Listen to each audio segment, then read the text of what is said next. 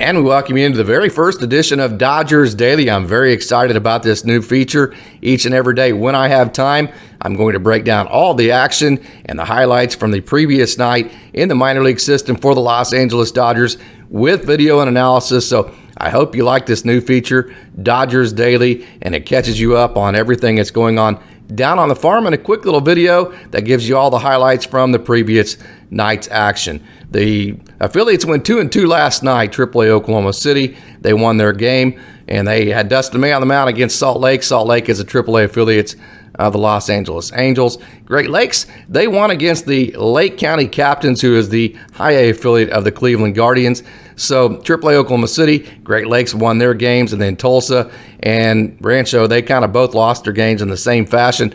They both got into early holes early in their games, could not recover, and then eventually lost. So we're going to get into all that action. So let's not waste any more time. Let's get to it, and let's talk Dodgers baseball. Congratulations to Miguel Vargas for getting called up to the Los Angeles Dodgers and then getting a double in his very first at bat up in the big leagues. He had 2 hits on the night. He went 2 for 4 with 2 RBIs. It should come as no surprise to anybody. If you follow Dodger Poker Report at all or Miguel Vargas at all, it should come as no surprise that he started his career with a double as he left Oklahoma City leading the AAA affiliates in doubles with 24. He also led Oklahoma City in batting average at 291. He led Oklahoma City in hits with 109.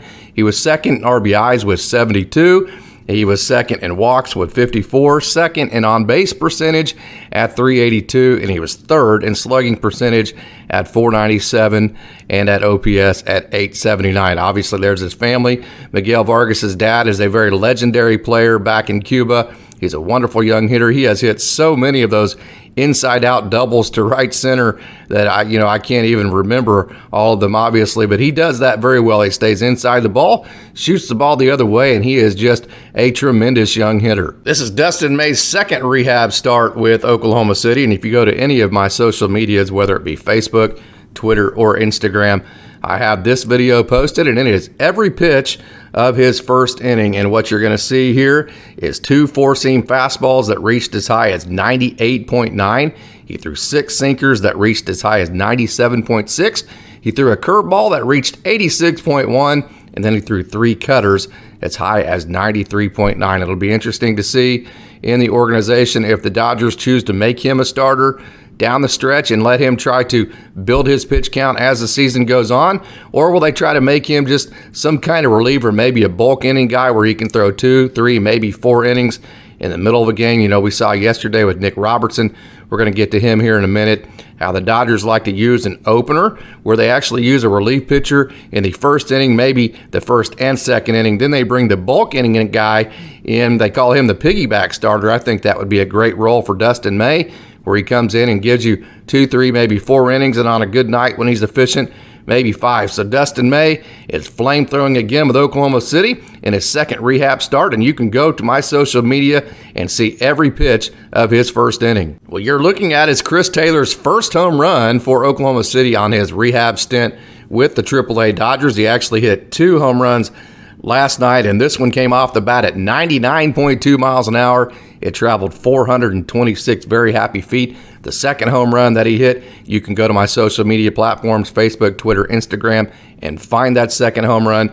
It came off the bat at 102.1. It traveled 418 very happy feet. So you can go check that out yourself. Chris Taylor is on his way back to the Dodgers. Edwin Rios now has 3 hits in his last 2 games with Oklahoma City.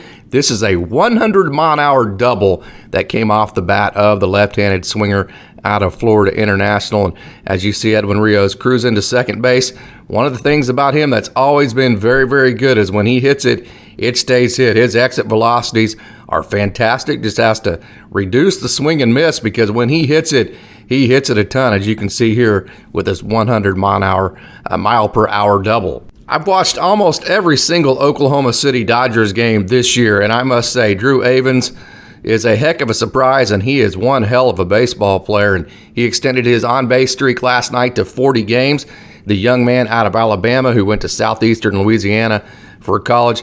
And for the second night in a row, he extended his on-base streak with a bunt base hit. This young man can do it all. He can play the small ball game, as you see In this picture, he has 5 home runs, so he can hit some home runs. He has a good average. He's in the 290s now. His OPS is over 800, so he can hit for doubles and power and that kind of thing.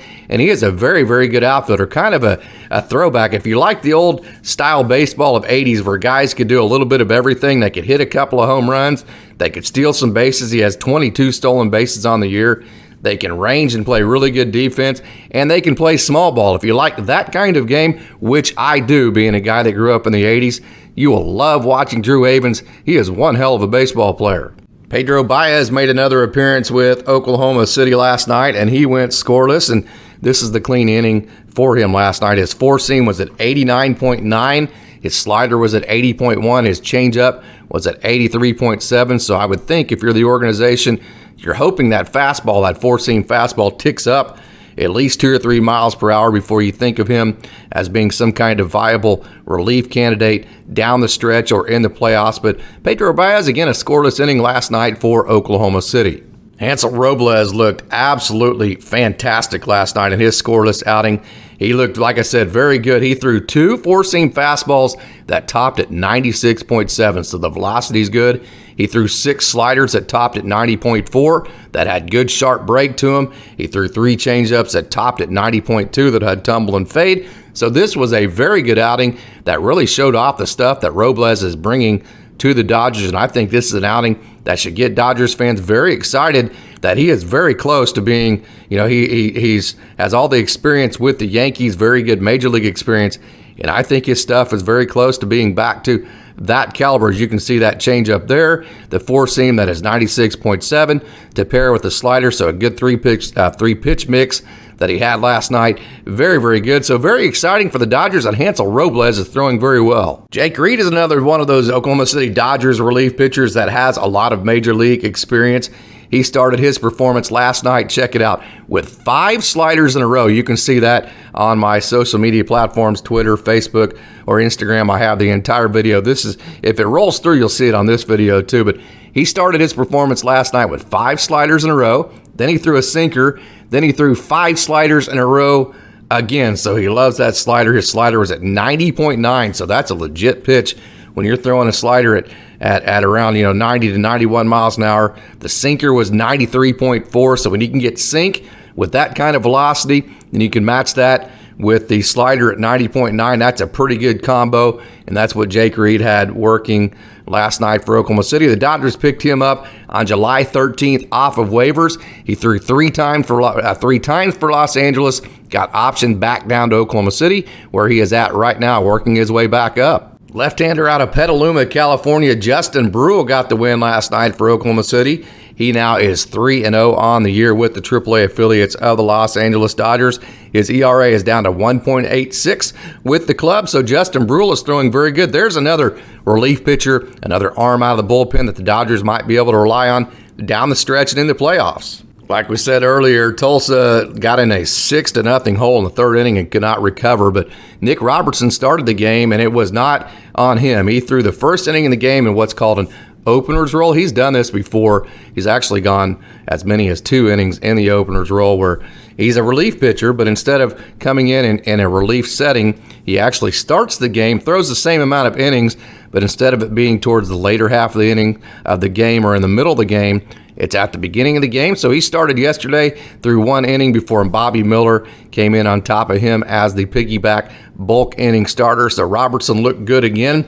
He had another scoreless outing in his 1 inning that he threw last night, and he has absolutely been on point in the last month. In July, he posted an ERA of just 2.84. He posted a whip of 1.11, and he has not allowed an earned run in his last 5 outings and 8 out of his last 9. Congratulations are in order to Cole Percival for getting his call-up to AA. He's been one of the better pitchers, certainly relief pitchers, in the entire organization. Big stuff. His fastball is reaching 98, and he made a successful debut last night.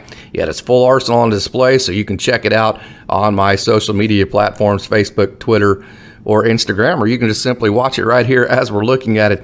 He went 1.2 scoreless innings. He has not allowed an earned run in 6 of his last 8 outings, and he had 14 Ks in July to just 4 walks. So Cole Percival has been absolutely on point.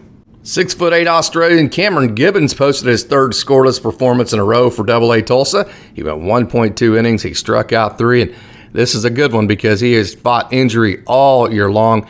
And as you can see, if you go to my Twitter or Facebook or Instagram and watch the video from the night before, look at the emotions he showed. He is very excited to pitch right now because it's been a frustrating year for him because, he had so much momentum coming out of 2021. Then he started this year and had injuries, and he has not been able to overcome them until this point in the year. He's finally starting to get back into a groove, starting to feel like he used to. So he's releasing a lot of frustration right now and getting over all of those injury problems that he's had this year. He is very excited about that, so he is very fun to watch. Jordan Leisure has been like Ivan Drago in Rocky IV, man. He's like an absolute machine. This young man out of the University of Tampa area, or the University of Tampa, I should say, and the Tampa area, threw another scoreless inning last night for Tulsa. That marks 8 in a row and 21 out of his last 22. Let me say that again. He has thrown scoreless performances in 8 in a row and 21 out of his last 22. That is simply incredible. That's why I say he's like Ivan Drago in Rocky IV. It's like he's not even human, man. He just goes out there and just like a machine just continues to throw up zeros. Left-hander Jose Hernandez was bringing the heat last night. He posted his 4th scoreless outing in a row, going 1.1. He struck out 2 for the AA Tulsa Drillers. He can, like I said, bring the heat. His ERA is down to 3.32 on the year. He has a whip of 1.22. Don't forget, he reached 99 miles an hour earlier this year, and when he left the Great Lakes Loons, he got promoted about a month ago or so. He led the Midwest League North in saves with 8, so this young man is dynamic. He can bring the heat. He's hit 99. He has the good slider, and he is very, very good. There was no video of the Great Lakes Loons last night, so we're just going to go ahead and talk about them as we see them. The Loons scored early and often. They pounded out 14 hits on their way to 14 runs, and they won last night at Lake County against the captains, the Cleveland Guardians, High A affiliate, 14-4. Jorbert Vivas had 3 hits, including his 8th home run. Emmett Sheehan had his big stuff on display again. Jose Ramos hit his 15th home run of 2022. Julian Smith threw a scoreless outing. Antonio Knowles went scoreless again. If you have not seen Antonio Knowles' slider, you need to check that out on one of my social media platforms. Audrey Acosta, he is on the IL list for quite a while. He has 5 performances since coming off, he has 4 performances since coming off the IL. They have all gone scoreless. His performance right before he went on the IL was scoreless as well. So all in total, Audrey Acosta has 5 performances in a row that he has not given up a run. So very, very impressive. Also, his ERA on the year is 1.64, and his whip is just 1.36. So the big right-hander, Audrey Acosta, is having a big year. Left-handed pitcher out of Oral Roberts, Adam Scoggins, one of my favorites, is having a very, very good year, and he has been very, very good as of late. He went scoreless again last night, and he has not allowed an earned run in his last 2 outings and 3 out of his last 4. So there you have it. Much like the AA Tulsa Drillers, the Low A Rancho Cucamonga Quakes dug themselves an early hole and just simply could not recover and lost last night to Inland Empire, the Low A affiliates of the Los Angeles Angels. Jake Vogel had 2 hits. Luis Rodriguez hit his 10th home run of the year. But the big news of the day for the Quakes was the promotions of Damon Keith, who has led Rancho Cucamonga in offense almost the entire year in almost every single category.